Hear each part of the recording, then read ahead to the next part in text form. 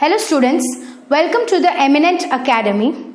Today we are going to learn about the topic structural organization in animals, and the subtopic is the anatomy of the cockroach. So in the previous class we studied about the morphology, that is the outer structure of the body of the cockroach.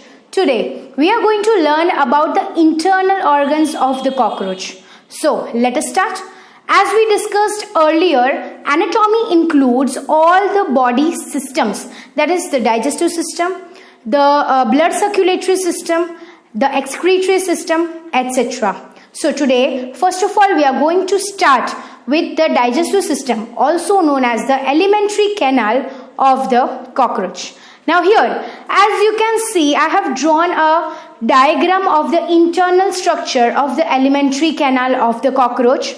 Starting from the head region, the morphology we studied that the body of the cockroach is divided into three parts, right? So starting with the head region consists of the mouth parts, which included the lips and the mandible and the maxillae, right? So the mandibles and the maxillae are the outer region, and the internal region, that is the buccal cavity. Given here, it starts with a muscular pharynx, which is thin in shape, but it is useful for ingestion, right? So here I have shown a flow chart of the alimentary canal, which is divided into three parts. That is the foregut, the midgut, and the hindgut. The foregut, as the name suggests, is the beginning part, that is the initial part of the alimentary canal of the cockroach. So the foregut includes a pharynx. Pharynx I've shown over here in the red region. The starting, that is the mouth part of the cockroach, it ingests the foods and it passes to the thin esophagus. Over here there is a tubular structure which is a narrow in shape, and then it exceeds in the shape. So as we are going downwards, that is descending order, the shape is becoming broader. So over here you can see the esophagus. Now what is the function of the esophagus? So the esophagus, as in humans also it is present. You must have studied in the lower class, right? So the esophagus is is protected by some muscles which help in the peristaltic movements.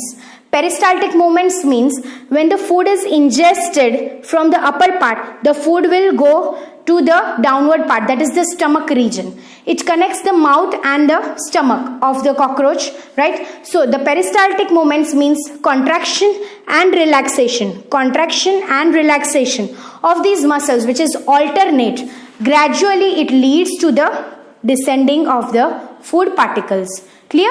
So here, this esophagus ultimately leads to a broader sac-like structure. As you can see over here, a red color sac structure over I have shown here, which is known as a crop. Human body के अंदर जैसा stomach होता है, वैसे ही cockroach की body में there is a crop, which is muscular and it is protected by layers, right? Now, descending the crop, you can see over there is a gizzard, right? So first of all, the food enters the buccal cavity, then it is just transported to the esophagus and it is reaching the crop, where it is stored for some time. Now human की body में ऐसा नहीं होता है. Human की body में जैसे ही injection होता है in the buccal cavity with the help of our teeth and the tongue, the food is being separated into smaller pieces. It is being grind and crushed, which doesn't happen over here.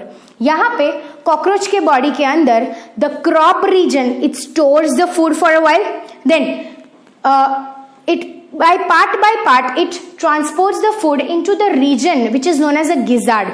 Lizard नहीं, gizzard. Okay, this gizzard has a chitinous structure, protein structure, जैसे हमारे teeth है वैसे ही sharp structure होते हैं, which are help in the cutting and the grinding of the food over here. So basically the digestion of the food occurs in this region and not in this region, right? So here this gizzard is used in the cutting and grinding and chewing of the food. Now as you can see over here, I have drawn some finger like projections which are known as hepatic CK, right? CK. Now this is a very similar structure like our liver and pancreas, right जैसे human body के अंदर liver जो है वो bile juice insert करता है stomach में, intestines में, so that the chemical digestion is being supported. Similarly over here this hepatic caeca is releasing some of the digestive juices inside this gizzard, and where the digestion is properly occurred, the food is being churned and digested, right? So there are six in number. The hepatic caecae are 6 in number. So over here till the gizzard there is a foregut. Beginning the midgut is the hepatic caecae, which will lead to a tubular structure which is more coiled over here. You can see as this midgut is being prolonged further, it is being coiled, right? Why? Just to increase the surface area for absorption. जो काम हमारे यहाँ पे intestine करती है, that is the small intestine and the large intestine, which absorbs the food material which is useful in the body and it is sent to the blood. Similarly, this function is done by the midgut, which is also known as mesenteron, right? So you can answer this question that the another name of the midgut is mesenteron, which is bit useful for your exam point of view. Moving further, then after the mesenteron there are Malpighian tubules. Malpighian tubules means hair-like structures which are not the part of the digestive system, but they are the part of the excretory system, right? यहाँ पे जितना भी waste है वो सारा waste यहाँ से eliminate हो जाता है बॉडी का. जो फंक्शन हमारे बॉडी में किडनीज करती है वो फंक्शन यहाँ पे करता है Malpighian tubules, which are yellow in color and which are just throwing out the waste material. Next, moving further, now the hind gut has begun. Okay, so the hind gut is a bit broader tube. जैसे हमारा small intestine है वो ज्यादा coiled होता है और उसका surface area भी ज्यादा होता है, right? While in the large intestine it is bit straight and it is not curved, also it is a bit thicker. Similarly यहाँ पे भी ये structure जो है, you can see over here the hind gut is a bit broader than the midgut which I have shown over here, right? So this hind gut also is divided into 3 parts. The first part is known as the ileum, the second part is known as the colon, and the last part is known as the rectum. Now what happens over here in the rectum? The waste material are stored and then with the help of the anus it is excreted out of the body, eliminated out of the body.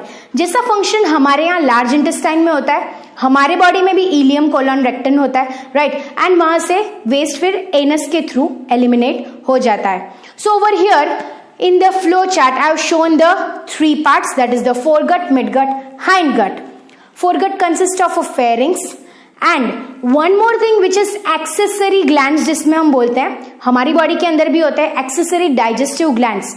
Here those are the salivary glands which are located on the anterior part of the body, that is in the mouth region, right? हमारे भी cheek region और throat region के अंदर salivary glands होते हैं. Similarly in the cockroach there are salivary glands over here which I have shown in the blue region. The middle red region is the salivary reservoir. Reservoir means the saliva is being produced and it is stored there, right? But the release is done from the salivary glands. Is it clear? Yes. So moving ahead, the foregut consists of the pharynx, salivary glands, esophagus for the transport, crop for the storage of food, gizzard for the grinding and churning the food. Then the midgut consists of the hepatic caecae that releases the digestive juice.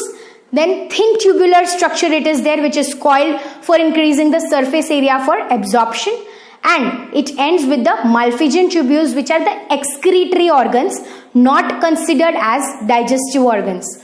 Then the hindgut which starts with ileum, colon and rectum for storage of the waste, and elimination of the waste is done by the anus. So this was all about the alimentary canal of the cockroach. I hope you liked the video. Thank you so much for watching.